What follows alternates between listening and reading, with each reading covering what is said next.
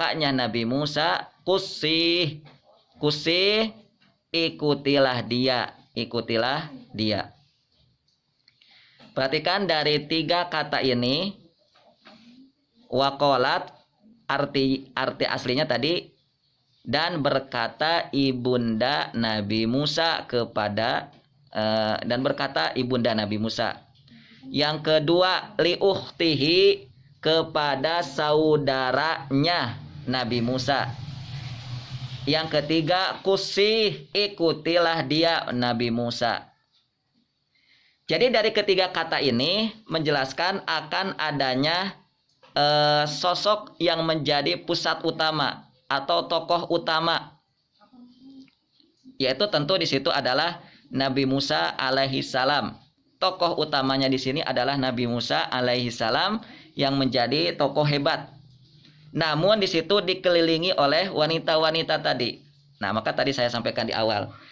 Ya, di awal saya sampaikan bahwa Nabi Musa alaihissalam itu adalah orang hebat yang dikelilingi oleh wanita-wanita hebat, dan diisyaratkan oleh Al-Qur'an dengan ayat-ayat tadi. Waqalat itu untuk ibunda Nabi Musa, li ukhtihi itu untuk kakaknya Nabi Musa yang perempuan.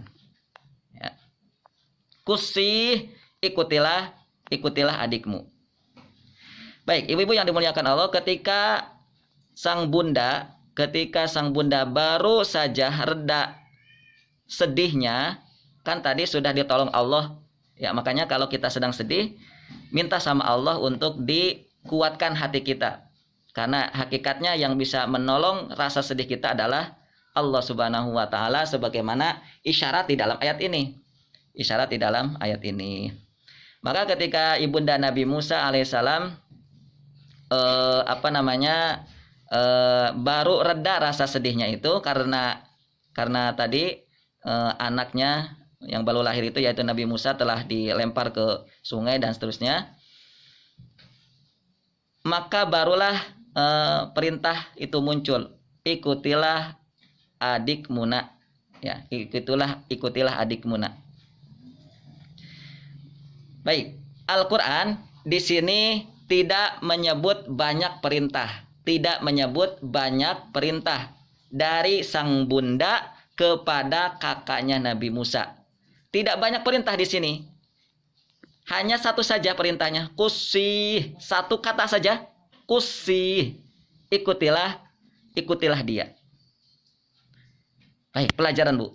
Ini menunjukkan bahwa saudarinya Nabi Musa alaihissalam bukan orang sembarangan.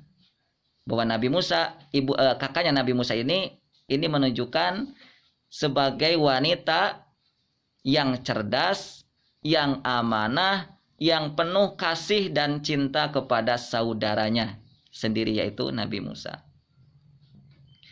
Di dalam riwayat ada yang menyebutkan bahwa saudarinya Nabi Musa ketika mengemban misi dari sang bundanya itu di usia 15 tahun. Dan usia 15 tahun itu kalau di zaman Nabi kita sallallahu alaihi wasallam itu usia balik. Maka dari ayat ini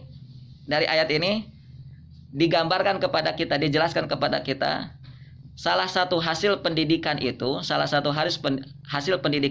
dikatakan pendidikan itu berhasil manakala adalah ketika anak itu sudah balik 15 tahun, itu harus seperti saudara Nabi Musa.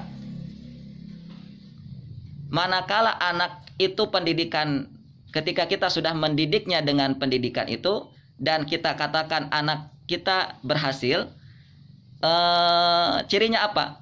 Ya, cirinya harus seperti kakaknya Nabi Musa. Apa itu? Yaitu bisa melaksanakan dengan baik, melaksanakan dengan sempurna sebuah misi, walaupun hanya satu kata, walaupun hanya satu perintah. Bisa melaksanakan dengan sempurna walaupun hanya satu perintah. Dan di sini perintahnya, ya, perintah dari ibunda Nabi Musa ini tidak disebutkan teknisnya. Tidak disebutkan teknisnya. Hanya cukup ikutilah adikmu. Jadi tidak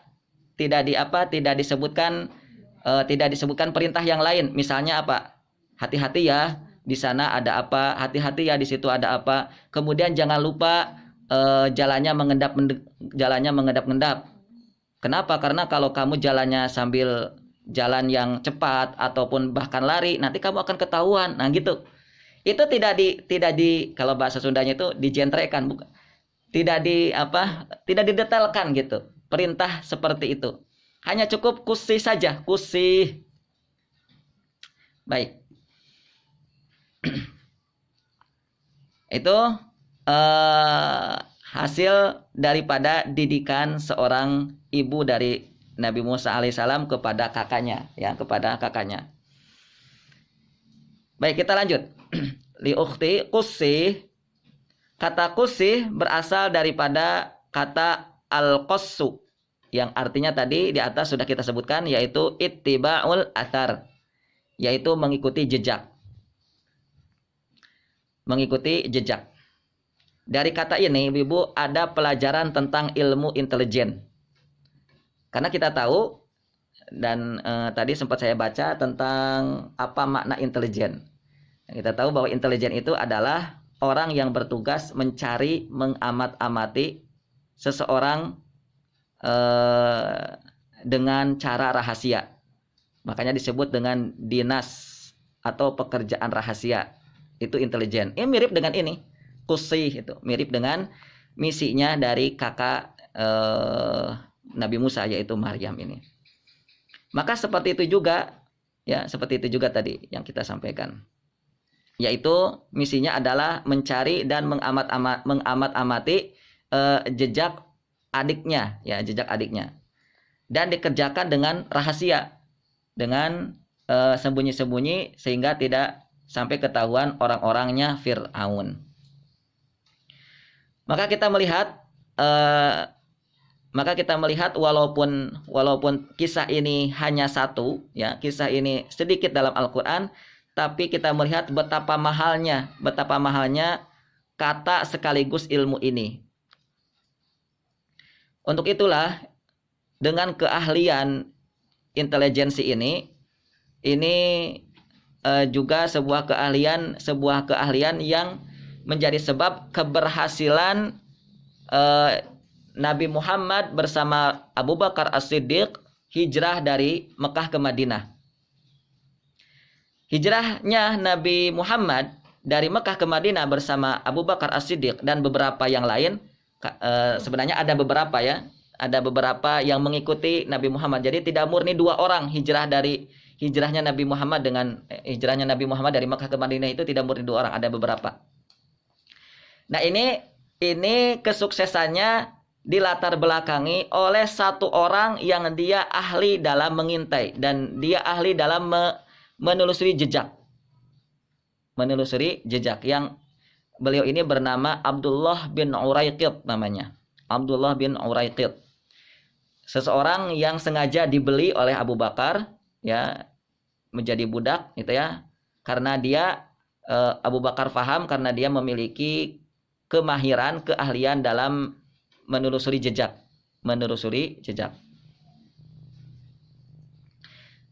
Dan ini sekaligus menjadi hal yang memang tidak aneh bagi masyarakat Arab. Kenapa ada potret ataupun orang-orang yang semisal Abdullah bin Uraiqid ini? Karena orang-orang Arab itu, ibu-ibu rahimakumullah, keahlian seperti ini memang menjadi keahlian yang seperti biasa di tengah-tengah masyarakat Arab. Mengapa? Karena orang-orang Arab itu kan kita tahu dalam surat Quraisy, mereka punya kebiasaan berjalan jauh. Li'ilafi Quraisy ilafihim rihlah. Nah, di situ orang Arab itu memiliki kebiasaan berjalan rihlata syita'i wassaif, berjalan di musim dingin dan berjalan di musim panas. Maksud musim dingin dan musim panas itu berjalannya masyarakat Arab itu ke Syam dan ke Yaman. Otomatis karena mereka melakukan perjalanan yang jauh, itu jauh sekali dari Mekah ke Yaman dan dari Mekah ke Syam itu hampir ribuan kilo. Hampir ribuan kilo. Maka otomatis masyarakat Arab Quraisy harus memiliki keahlian untuk memahami jalan, memahami jalur, memahami jejak, ya, memahami alam, begitu. Dan yang pernah saya baca itu orang-orang Arab saking ahlinya mereka ini bisa sampai membedakan antara bekas jejak kaki laki-laki dengan kaki perempuan. Saking ahlinya. Juga bisa membedakan antara bekas kaki perempuan yang masih perawan dan yang sudah menikah, yang masih perawan dan sudah menikah. Tidak cukup itu. Mereka pun bisa sampai membedakan antara bekas kaki perempuan yang tidak hamil dengan yang hamil. Lalu juga mereka bisa membedakan antara bekas kaki laki-laki yang masih muda dan sudah tua. Gitu. Lalu juga mereka bisa membedakan bekas kaki binatang, bekas kaki hewan, yaitu kakinya unta jantan dengan kaki unta betina. Itu bisa dibedakan bekasnya itu oleh mereka orang-orang Arab. Lalu juga mereka bisa membedakan bekas kaki unta betina yang hamil dan bekas kaki unta betina yang tidak hamil. Luar biasa. Padahal di padang pasir. Itu orang Arab, Bu. Itu orang Arab. Jadi karena saking pentingnya dan besarnya ilmu ini, maka hendaknya kita sebagai orang tua, sebagai keluarga, mengajarkan anak-anak kita memiliki keahlian ini, memiliki keahlian mengenali jejak, Bu, mengenali jejak. Misalnya apa? Misalnya kita ajari anak-anak kita mengenali bekas piringnya ibu dengan bekas piringnya bapak umpamanya. Coba aja gitu, supaya kenal, ini fungsinya apa? Ini fungsinya mahal, Bu. Misalnya kita ada kegiatan di luar umpamanya, keluarga gitu, ada kegiatan keluarga keluar, misalnya ada refreshing atau apa misalnya. Lalu dari jam 8 terus kita masih di luar, dan sore jam 4 kita pulang ke rumah. Tiba-tiba di rumah ada piring kotor, ya belum dicuci misalnya. Kan biasanya yang paling nggak kerasan dan langsung bisa marah itu kan ibu-ibu. Loh, ini kok masih ada piring kotor misalnya, kayak gitu kan. Nah, maka kalau si anak pinter ya mengenali jejak piring ini, dia bisa langsung nunjuk, Bu, ini bekasnya adik, Bu. Gitu. Atau Bu, ini bekasnya papa, Bu, atau gitu. Gitu ya. Nah, itulah kira-kira ini fungsinya nanti keahlian yang hebat yang harus kita ajarkan kepada anak-anak kita. Baik. Ini pun juga sebagaimana yang pernah dilakukan oleh bapaknya Pak Suripto. Mungkin kalau Ibu kenal Suripto, beliau ini adalah mantan intelijen negara di era Orde Lama, Orde Baru, dan Orde Reformasi ini. Beliau juga adalah seorang pengamat intelijen dan juga penulis sebuah buku yang berjudul Intel 3 Zaman. Nah, saat Pak Suripto ini masih kecil, itu pernah melakukan perjalanan bersama bapaknya. Di perjalanan itu, si bapak ini menyuruh Pak Suripto ini ketika masih kecil untuk menghitung jumlah tiang yang dilalui. Menghitung. Ini tiang-tiang yang kita lalui semenjak kita mulai jalan sampai kita berakhir itu ada berapa tiang. Nah, gitu. Entah itu fungsinya buat apa kalau bagi orang-orang intelijen ya. Kenapa kok harus menghitung ini segala tiang-tiang. Ya intinya ada kepentingan lah ya, ada kepentingan. Nah, itu cara beliau mengajari sehingga sampai sekarang keahlian menjadi seorang yang ya intelijennya kuat itu, ya dia memang dari kecilnya dilatih seperti itu. Baik, kusi. Oh, udah 5:30 ya. Satu akar yang sama dengan kisah. Satu akar kata juga yang sama dengan kisah. Kisah itu adalah bahasa Arab yang kalau kita terjemahkan kisah kita menurut bahasa Indonesia atau sejarah.